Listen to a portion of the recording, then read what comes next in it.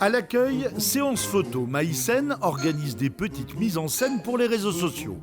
Martin, Toinou, les Doudous et cette année, Philou le Loup, la star.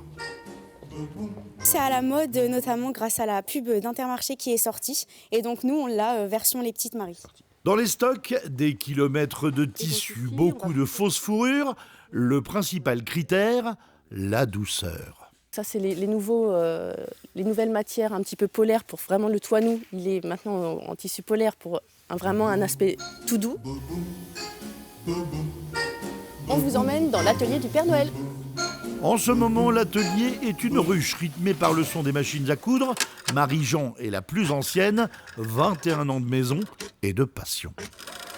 Contrairement aux vêtements, il faut imaginer ce que ça va donner en volume. Enfin, c'est plus en 3D que le vêtement, je trouve.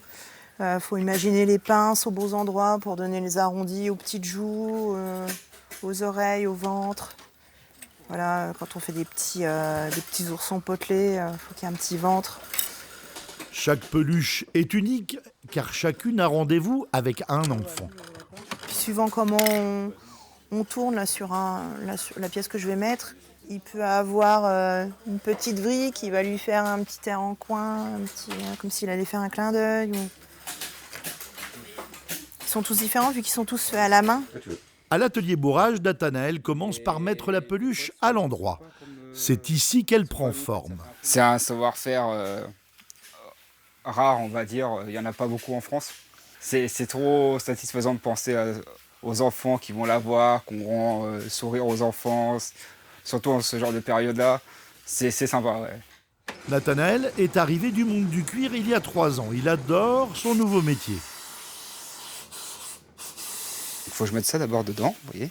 Ça, c'est des petites billes qu'on va mettre dans les pattes pour que quand l'enfant va venir, il tienne bien droit, en fait, tout simplement. Il faut remplir de bourre, la même que pour les matelas. D'abord les pattes et Trianon prend du volume. Il devient un charmant petit âne. En 3 ans, l'atelier est passé de 11 à 19 personnes.